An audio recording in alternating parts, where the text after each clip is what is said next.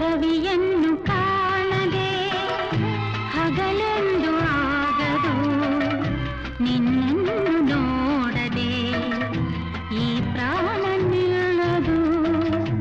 ಕಡಲನ್ನು ಸೇರದ ನದಿಯಲ್ಲಿ ಕಾಣುವೆ, ನಿನ್ನನ್ನು ಸೇರದೆ ನಾ ಹೇಗೆ ಬಾಳುವೆ. ವಿರಹದ ನೋವ ಮರೆಯಲಿ ಜೀವ, ಹೂವು ಗಂಧ ಸೇರಿದಂತೆ